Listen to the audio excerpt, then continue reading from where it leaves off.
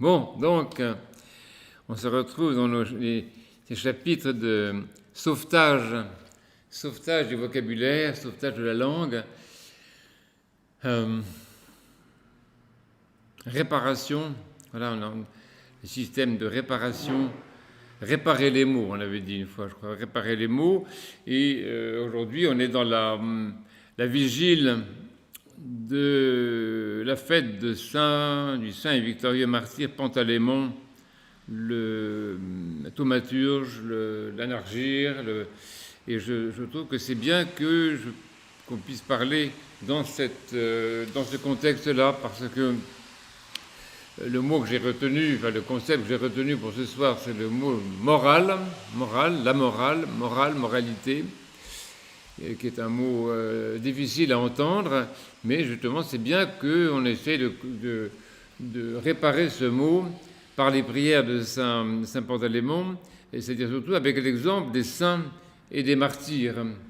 Je pense que c'est une bonne perspective pour ce qui est de ce mot, qui est effectivement un mot, bon, c'est quand même peut-être pas un mot complètement allergique, complètement répulsif, mais tout de même, il y a dans notre culture et autour de nous, donc chez nos contemporains, nos amis, nos proches, et les membres de nos paroisses également, en tout cas les paroisses francophones.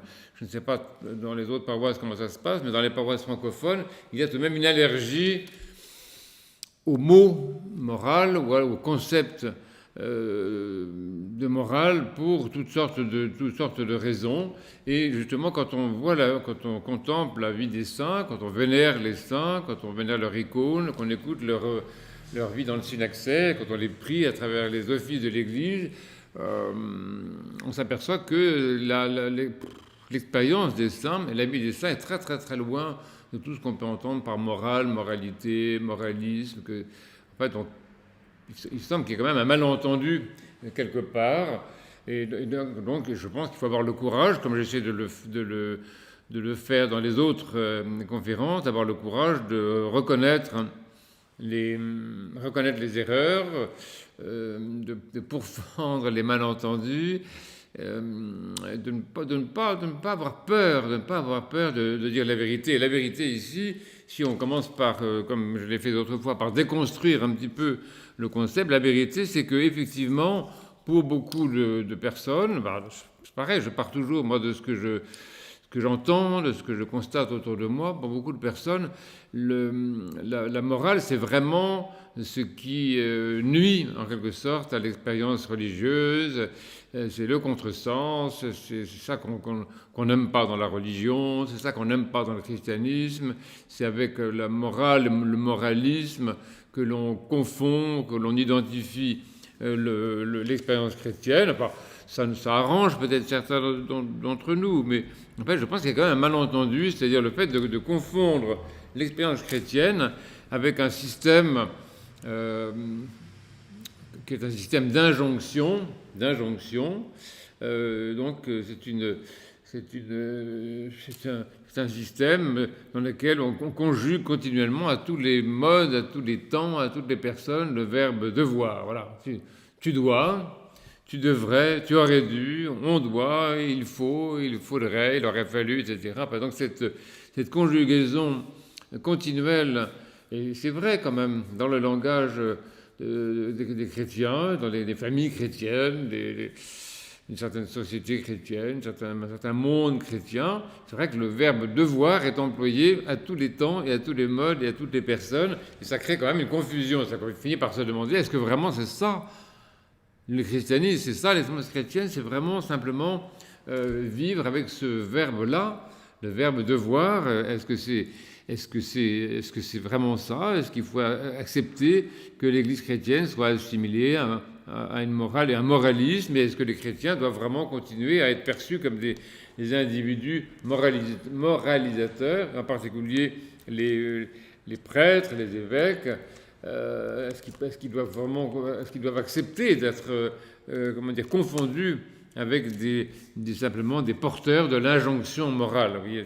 Donc ça, c'est d'autant plus grave cette question-là qu'on sait très bien que ce qu'on appelle le christianisme, il faut se méfier des mots en isme, enfin bon, christianisme entre guillemets, a été effectivement confondu avec un ordre moral et a été aussi utilisé pour soutenir un ordre moral. On sait très bien qu'il y a eu en France un gouvernement de l'ordre moral. C'est quand même extraordinaire. Or, ce gouvernement de l'ordre moral, enfin, je ne vais pas refaire l'histoire de France, enfin, il suffit d'aller regarder ça, était donc soutenu par la chrétienté, soutenu par l'Église.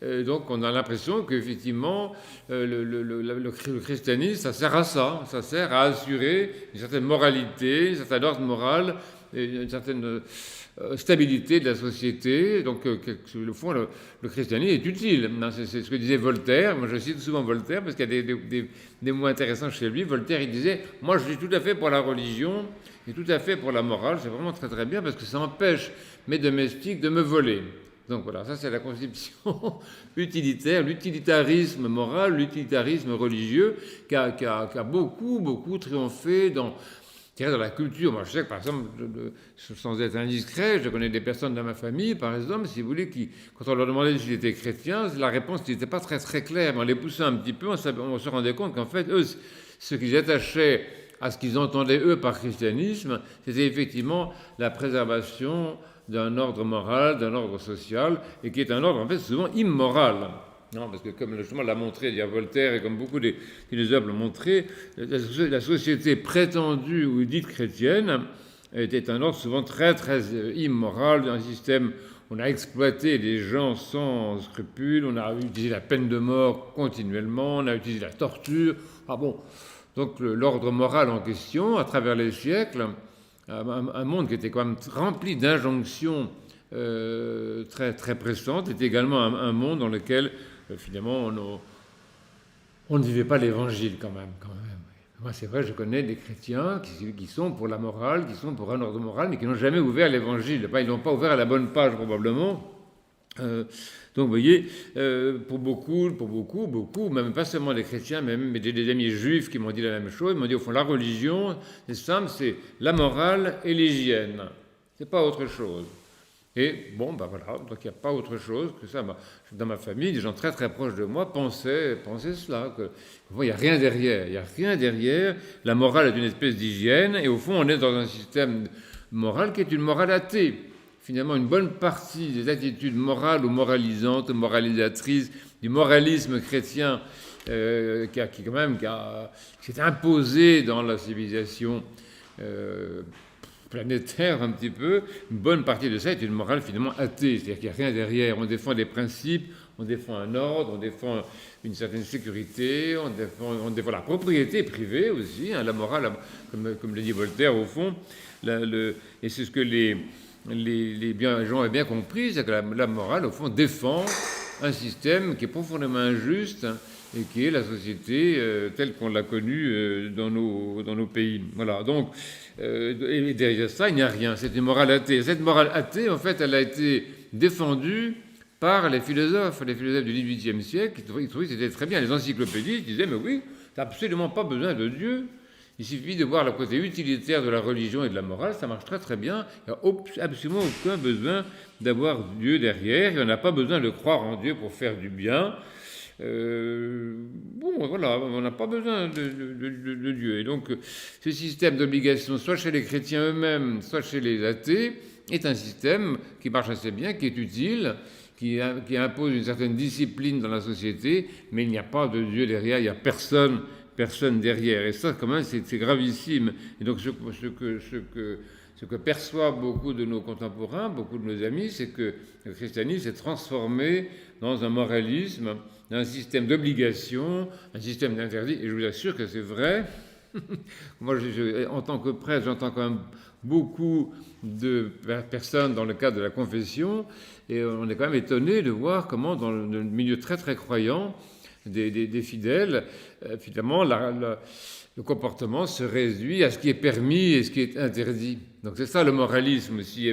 Moralisme qui est soutenu par une autorité religieuse, une autorité politique, généralement une autorité religieuse, l'autorité de Dieu lui-même, qui dit « fais ceci, ne fais pas cela ». les 10 commandements, d'accord, bon. Et puis aussi des conventions, qui est très très fort, c'est très fort, les conventions sociales, mais bon, il y a ce qui est permis, il y a ce qui est interdit. Quand ces personnes viennent se confesser, généralement, elles confessent d'avoir transgressé un interdit, par exemple de ne pas avoir suivi tel jeûne, bon. Mais je leur dis, moi, mais où est Dieu dans ta vie? Où est le Christ dans ta vie? Alors on n'a pas de réponse très claire, vous voyez. On a l'impression que finalement, effectivement, on est tout-même dans un système moraliste. Or, ceci, qui veut dire qu'il suffit d'être en règle avec un système d'injonction, de choses permises et de choses interdites. Il suffit d'être en règle avec ça pour être orthodoxement ou chrétiennement correct, ce qui revient finalement au pharisaïsme. Et c'est pour ça que finalement le rejet du moralisme ou de la morale est plutôt une réaction saine, sinon sainte. Je pense à ça parce que cette semaine, nous avons fait mémoire de saint André le Fou, et justement ceux qu'on appelle les folles en Christ, ce sont des charismatiques, des grands charismatiques chrétiens qui ont, provoqué directement une société fondée sur le moralisme, au fond, en essayant d'introduire dans ce monde-là un vrai prophétisme, une vraie expérience de Dieu, une vraie expérience du Saint-Esprit. Donc il y a en fait toujours eu parmi les chrétiens des personnes qui se rendaient compte de ça, toujours des personnes qui se sont rendues compte qu'il ne suffisait pas d'avoir suivi la messe d'obligation, comme on disait, pour être chrétien, mais qu'il fallait peut-être chercher ailleurs. Et d'ailleurs, cette ambiguïté du christianisme a été dénoncée par quelqu'un qui est très intéressant, qui est le théologien et philosophe grec Christos Yannaras. Lui dit que la réduction de la vie chrétienne à la morale ou à une morale, au moralisme, c'est une perversion. En fait, ça paraît complètement extraordinaire de dire que la morale serait la perversion du christianisme. Bon, il faut s'accrocher, se tenir à la table un petit peu, parce qu'on a l'impression que c'est complètement paradoxal. En fait, ce n'est pas si paradoxal que ça, parce que ça veut dire qu'on a perverti le christianisme en proposant un système d'injonction dont Dieu est absent. Une morale sans Dieu. Et donc, la morale sans Dieu, qu'elle soit celle des philosophes, qu'elle soit celle des chrétiens, ça ne vaut pas mieux, en quelque sorte. Donc, il faut se méfier de ça, de toutes les perversions du christianisme, toutes les formes de réduction du christianisme. Vous savez, le christianisme qui est réduit à une philosophie religieuse, le christianisme qui est réduit à une psychologie spirituelle, qui est réduit au nationalisme. Voilà, mon Dieu. Tout le monde connaît ça à peu près, réduit aussi à des formes de pouvoir. Donc les différentes formes de réduction du christianisme à ce qu'il n'est pas, il faut s'en méfier. Méfions-nous des imitations, parce que dans ces imitations du christianisme, qui ne sont plus le christianisme véritable, ces perversions profondes du christianisme, dont le moralisme est un exemple particulièrement spectaculaire, en fait le christianisme et l'expérience chrétienne perd de sa compétitivité, et de sa force prophétique par rapport au monde. Le message chrétien, s'il n'y a pas Dieu derrière, s'il n'y a pas une recherche vraiment de l'expérience de Dieu, en fait, d'abord, c'est un message inutile ou insupportable, et en tout cas, il ne vaut pas mieux que ce que fait le monde. C'est ce que dit le Christ, d'ailleurs. Le Christ dit, avec beaucoup d'humour, si je peux dire, de divino-humour, il dit, mais les païens en font autant. Tout le monde fait ça. Tous les jours, tu vois des païens, tu rencontres des athées qui chantent très bien. Ça se passe très très bien. Donc en fait, la question morale se pose probablement autrement que ce qu'on pense. Elle se pose ni comme un moralisme satisfaisant les pharisiens, ni comme une forme de satisfaction, ni comme non plus, par exemple, comme une même manière d'amélioration de l'être humain. On dit, voilà, des gens qui sont meilleurs que les autres, parce qu'ils sont plus moraux que les autres. Vous savez, lisons Albert Camus, lisons André Malraux, lisons tous ces écrivains-là, nous verrons qu'ils ont fait surtout ça. Ils ont essayé de nous montrer, et ils nous ont montré des gens qui étaient magnifiques, qui étaient sans Dieu, ils arrivaient à être des hommes extraordinaires. Donc c'est-à-dire que si on place le terrain de la morale sur la question de l'amélioration de l'être humain, de l'amélioration pas seulement de l'espèce humaine, mais de l'amélioration morale de l'être humain, finalement, on va trouver des gens très très dévoués dans toutes sortes de domaines. Mais la question n'est pas là. La question n'est pas là parce que finalement, on se rend compte aussi qu'à un moment ou à un autre, on se rend compte à un moment donné que finalement, le but de la vie, le but de la foi chrétienne, ce n'est pas une amélioration individuelle, c'est pas devenir meilleur, c'est pas devenir bon, c'est pas devenir... c'est pas exactement ça. Que le vrai but, c'est d'entrer dans le royaume de Dieu, c'est de connaître Dieu, c'est de s'assimiler à lui. Et c'est pour ça que le Christ, très, très prophétiquement, a été cherché dans l'Évangile, on le voit très bien, des personnes qui étaient tout à fait immorales, hein, non, quand même. Même Zachée, c'est un monsieur très bien, si vous voulez. En fait, c'était un publicain, c'était quand même un exploiteur des autres. Et le Christ a voulu aller chez Zachée. Il a dit, Zachée, descends vite, je viens chez toi aujourd'hui. Ce qui était absolument énorme, parce qu'il allait chez quelqu'un, comme le disent les gens, il est venu habiter chez un pécheur, c'est-à-dire quelqu'un d'immoral, au fond, on va dire, du point de vue de la société. Et le Christ a été chez lui, non pas à cause de sa moralité, mais il a été chez lui à cause de sa foi, parce qu'il a vu que Zachée le cherchait. Zachée, c'est celui qui monte sur le sycomore pour voir qui est Jésus. Ça, c'est une chose extraordinaire, vous voyez. L'évangile de Saint Luc, c'est le chapitre 19 dans Saint Luc, on nous dit, Zachée était monté sur un arbre, il cherchait, à cause de la foule, parce qu'il était petit de taille, il cherchait à voir, c'est intéressant, il cherchait à voir qui était Jésus.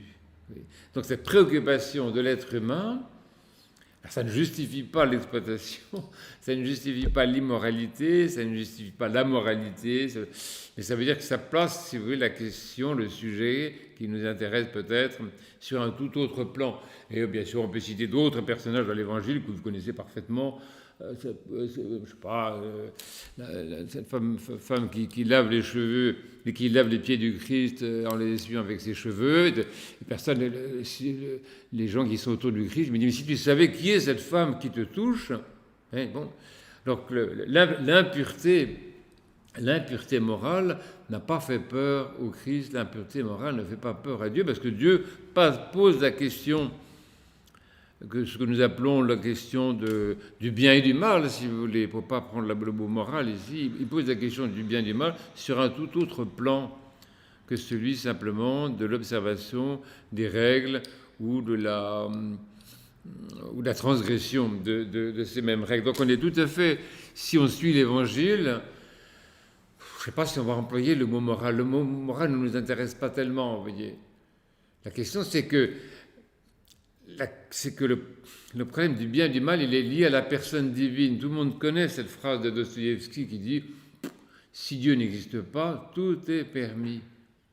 Tout est permis. Et alors, nos contemporains ne s'en privent pas pour retourner la proposition et dire « Puisque Dieu n'existe pas, tout est permis ». Et en fait, c'est une contradiction parce que jusqu'à présent, ils avaient plutôt élaboré une morale sans Dieu, donc ils viennent justifier leur morale athée en affirmant l'absence de Dieu. Bon, mais cette phrase de Dostoïevski est quand même intéressante. C'est-à-dire que qu'est-ce qui commande notre vie? Ce n'est pas la relation à un bien ou un mal ou à des catégories abstraites, juridiques ou morales justement, ou même religieuses, vous voyez. Mais c'est la relation avec la personne divine.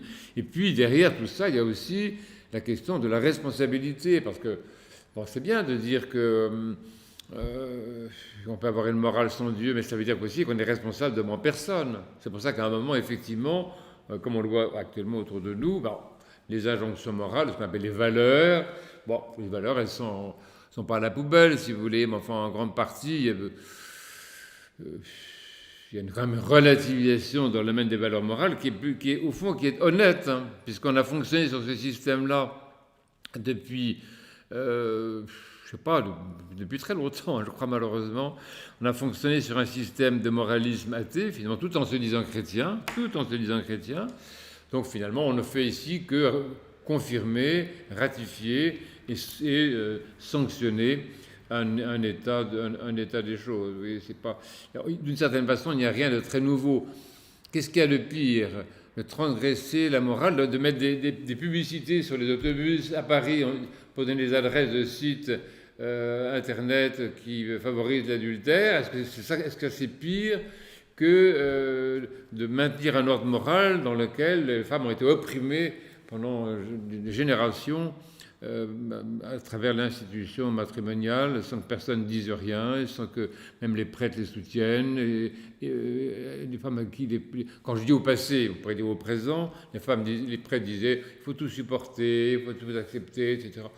Bon, à la limite, je préfère peut-être que les affiches soient sur les bus, qu'il y ait une certaine explosion de la vérité et qu'on se mette à chercher la vraie vie,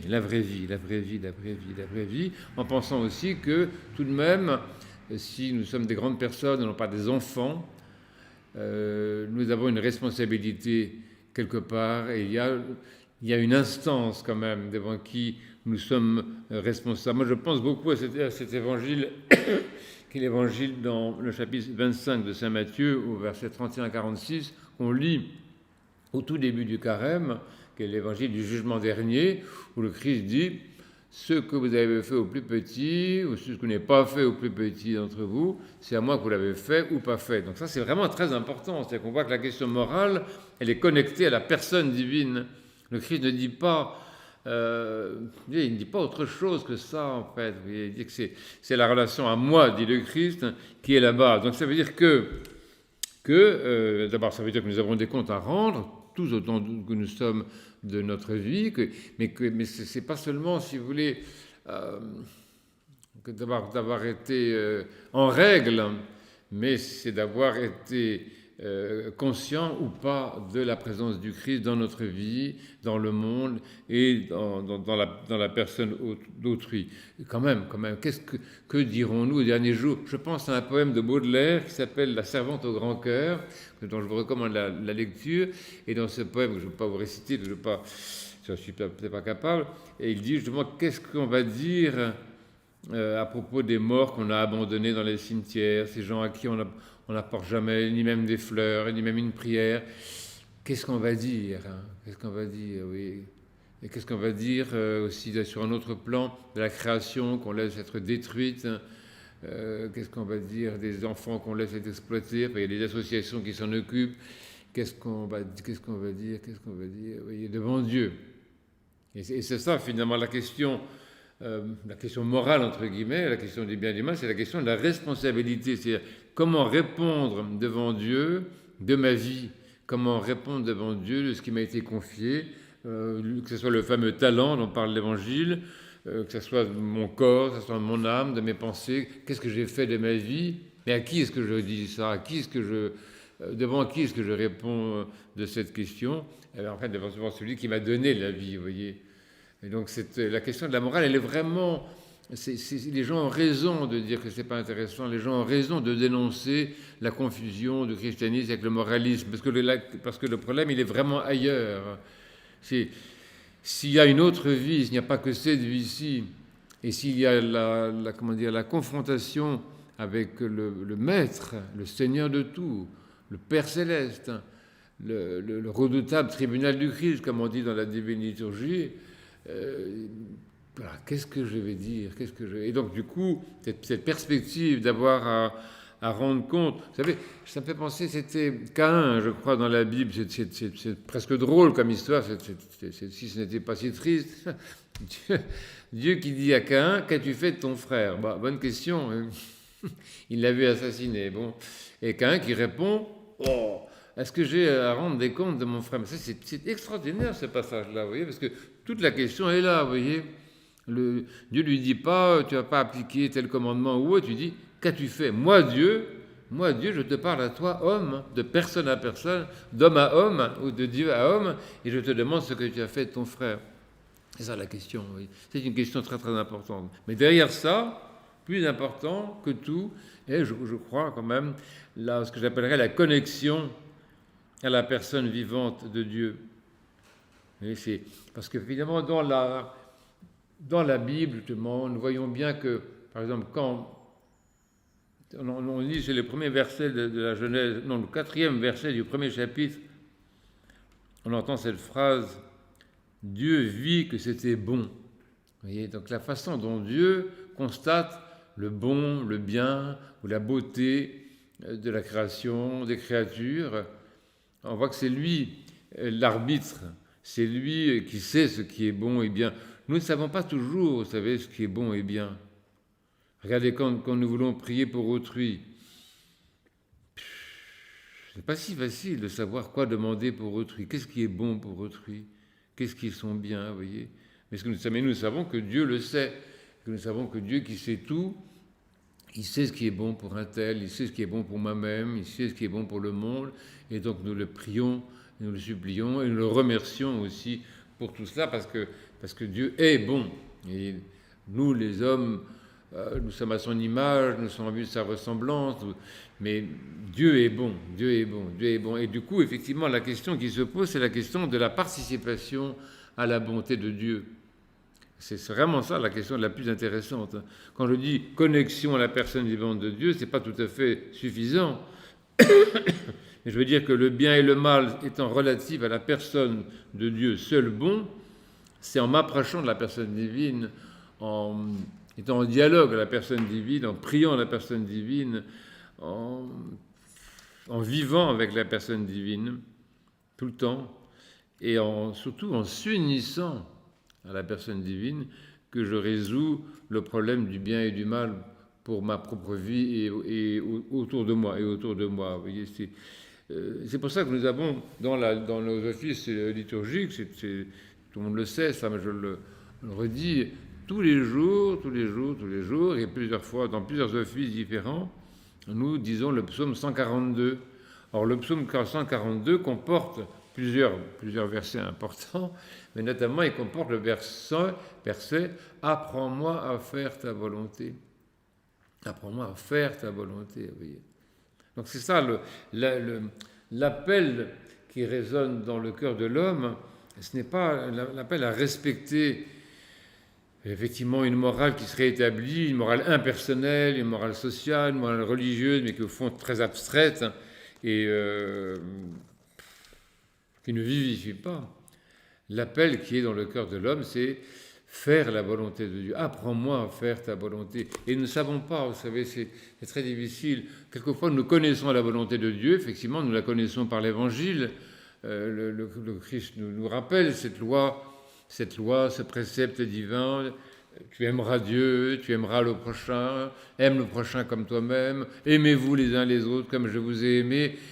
On sait à peu près ce que c'est que la volonté de Dieu, mais la faire, la mettre en pratique, vraiment réaliser cette bonté de Dieu dans notre propre vie. Nous n'en sommes pas capables. Qui parmi nous est capable d'appliquer le commandement de l'amour, je ne parle pas du prochain, mais de l'amour de l'ennemi? Qui parmi nous? Qui parmi nous, vous voyez? Alors Christos Yannaras cite un apophthegme de l'abbé Agathon. Il cite beaucoup les pères du désert parce que dans le monde monastique de la tradition orthodoxe, il y a ces hommes qui ont vécu dans le désert, les hommes dont on lit les apophthegmes, et il cite un apophthegme de l'Abba Agathon, à qui on dit, comme on dit, qu'est-ce que c'est qu'aimer? Et bien il dit, moi, pour moi aimer, c'est trouver un lépreux et lui prendre son corps en échange du mien, lui donner mon corps en échange du sien. Il dit, c'est ça aimer. Alors oui, c'est des situations absolument extraordinaires, c'est-à-dire que vraiment, parce que c'est ça qu'a fait Dieu en fait. Je pense que les saints, je pense à Saint Pantalémon tout à l'heure, mais je peux penser à d'autres saints, sont ceux qui au fond réalisent le mode de comportement de Dieu lui-même. Ils ne s'occupent pas de règles extérieures, mais ils ont envie de vivre en Christ, ils ont envie de vivre de la vie du Christ. Bien sûr, obéir à ses commandements, le Christ, bien sûr, nous dit, faites ceci. Par exemple, dans cet évangile qui est très intéressant, l'évangile qu'on appelle du bon samaritain, il y a donc un homme de la loi, un monsieur très instruit, et à qui le Christ donc raconte une histoire pour montrer la pratique, donc de quelqu'un qui est tombé sur le bord de la route, personne ne s'arrête, finalement s'arrête quelqu'un qui le prend, etc.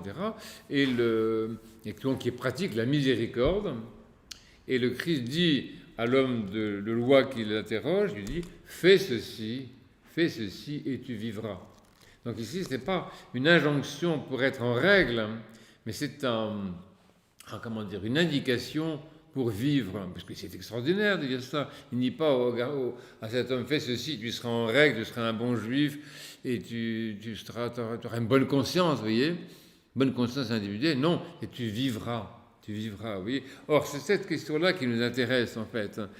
La morale, oui, pourquoi pas, mais en fait, c'est comme dit Yann Arras, et comme on a bien compris, la morale est souvent un éteignoir de la vie spirituelle, puisqu'elle fait que l'être humain se satisfait très très vite d'une amélioration de son comportement. Il a pris des bonnes résolutions pendant la semaine, il a tenu ses résolutions, tout va bien, mais il n'y a pas de Dieu là-dedans. Vous savez, c'était au XVIIe siècle. C'est intéressant de lire comme des gens comme Descartes, comme Spinoza, on se rend compte que c'était en fait la morale stoïcienne. Hein. C'était la maîtrise de soi, même dans le théâtre de Pierre Corneille, je crois que c'est dans... quelle pièce de bon... Il y a un personnage d'empereur qui dit « Je suis maître de moi ». Comme de l'univers. Voilà, donc la maîtrise de soi et la maîtrise de l'univers, ça donne une satisfaction. On est maître de soi, c'est-à-dire qu'on gouverne ses passions,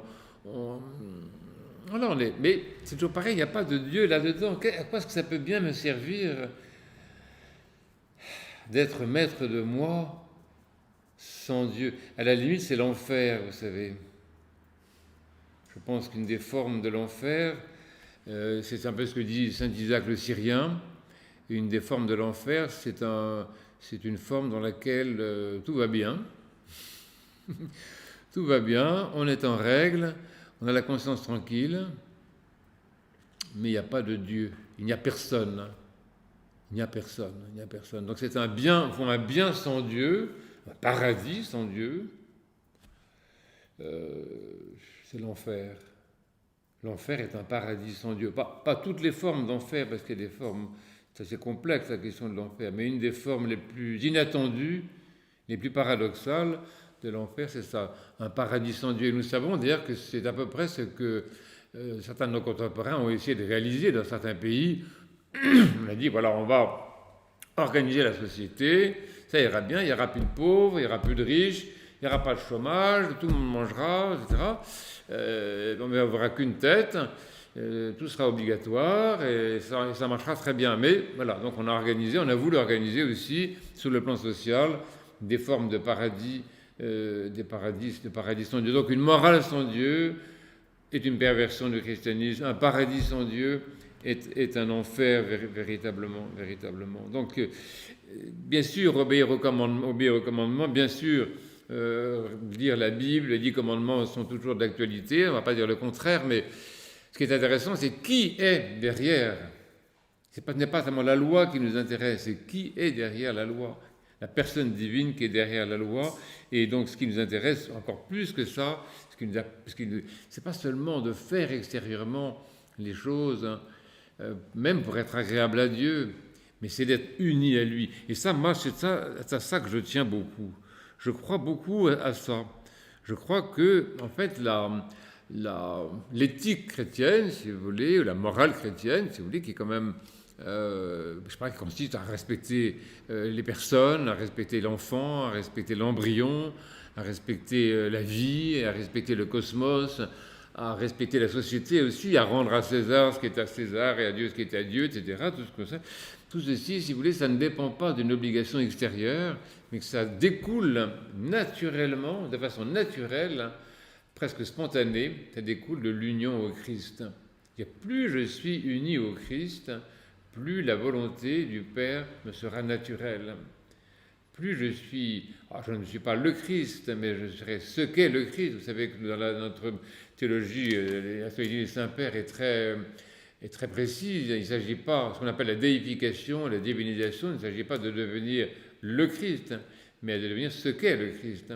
Non pas confondre notre personne avec sa personne, mais nous, en tant que personne humaine, réaliser dans notre vie tout ce que lui a réalisé dans sa personne divine, c'est-à-dire, en fait, la volonté du Père. Les saints, je pense donc Saint Pantalémon dont nous faisons mémoire, les Saint André le Fou, les saints que nous vénérons, sont toutes des personnes, si vous voulez, qui actualisent dans leur vie personnelle la vie même du Christ. Et parce qu'ils ont actualisé cette vie divino-humaine cette vie divine et humaine qui est celle du Christ, en fait, je ne sais pas comment dire, la bonté leur est naturelle, la gentillesse leur est naturelle, l'amour du prochain leur est naturel. Ce ne sont pas des gens de devoir. Les saints ne sont pas des gens de devoir. Les saints ne sont pas des gens de devoir. Oui. De ce point de vue-là, ils ne sont pas des êtres moraux. Si on l'entend par moral, justement ce que je disais au début, c'est-à-dire un système d'injonction. Ils ne sont pas immoraux non plus, si vous voulez, mais la question se pose autrement. Les saints sont des hommes et des femmes christifiés, déifiés, sanctifiés. Et donc il y a ici un évangile qui me frappe beaucoup dans ce contexte-là. C'est l'évangile qu'on appelle l'évangile du jeune homme riche. Bon.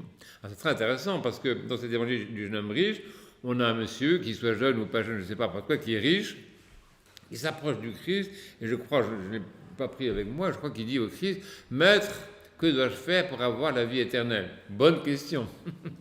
Donc, on voit aussi que, on revient à ce que je disais tout à l'heure, c'est que c'est quand même ça la vraie question, la question de la vie éternelle, la question du salut, et non pas la question de la conformité à un ordre moral. Je pense que tout le monde comprend ça, bien entendu, malgré l'ambiguïté qui subsiste et qui a fait tant de mal. Donc ce monsieur vient et dit au Christ ça, « Maître, que dois-je faire pour avoir la vie éternelle ?» Et là, il se passe justement une réponse qui est très intéressante. La première réponse, il dit, mais...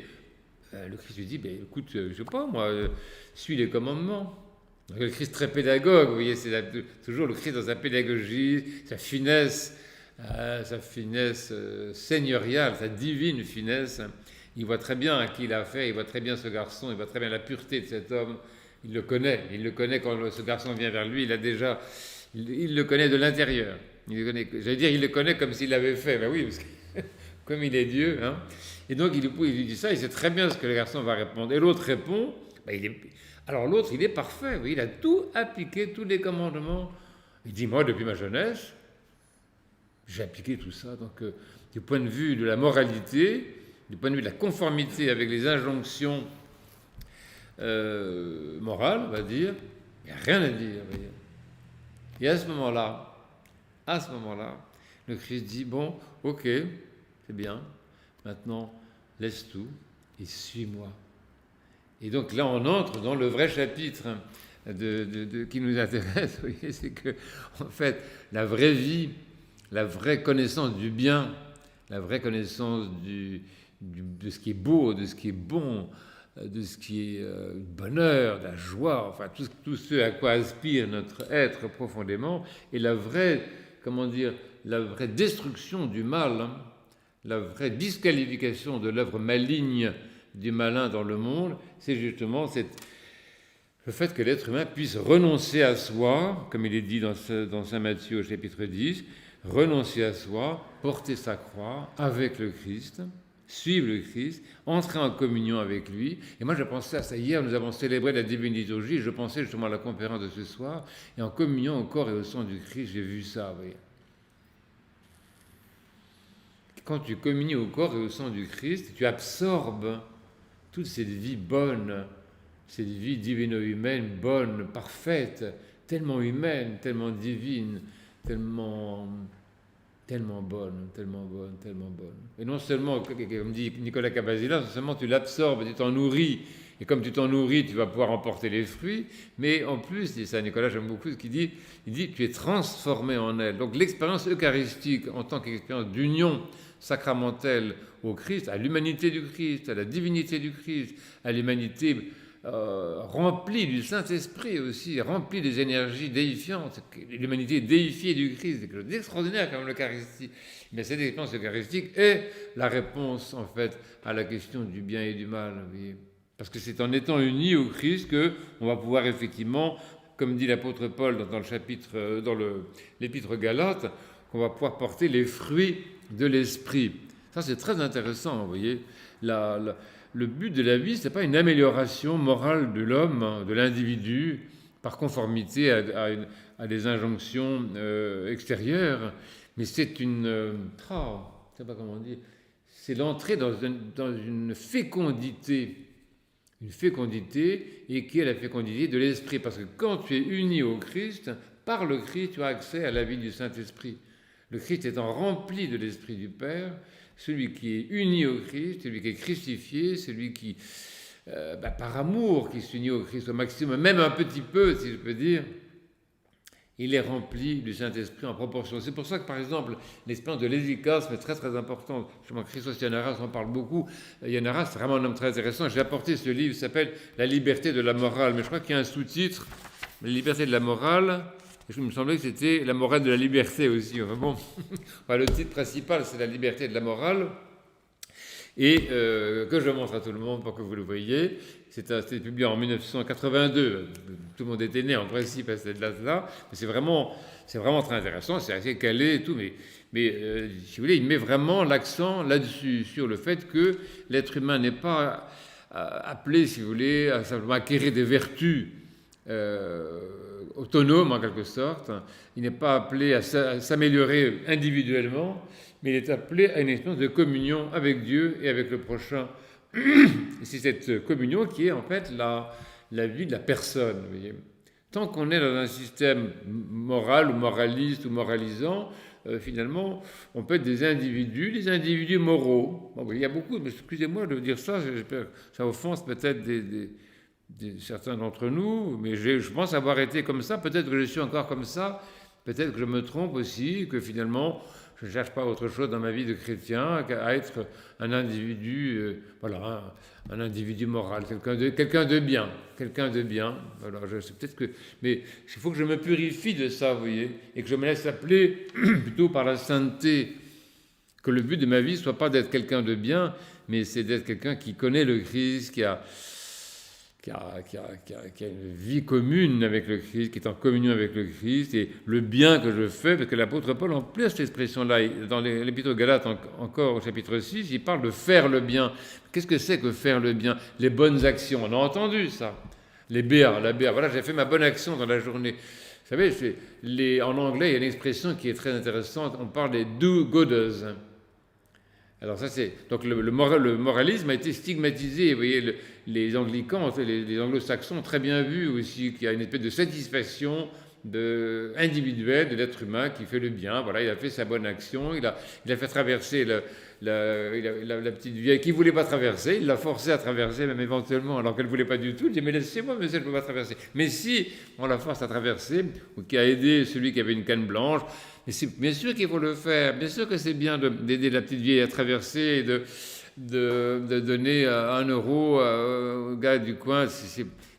On ne dit pas que ça ne soit pas bien, mais la question n'est pas là. La question c'est que dans la façon de faire le bien, il y a une spontanéité. Moi je pense que c'est ça en fait.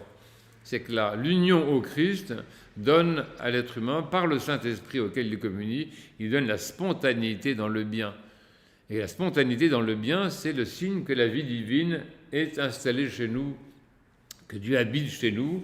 Et cette spontanéité, elle est liée aussi à l'émergence de la vie personnelle. Nous ne sommes pas seulement des individus moraux, nous sommes des personnes en communion avec la personne divine, en communion avec les autres personnes, essentiellement dans une expérience d'amour mutuel, de sympathie mutuelle, de compassion éventuellement les uns pour les autres.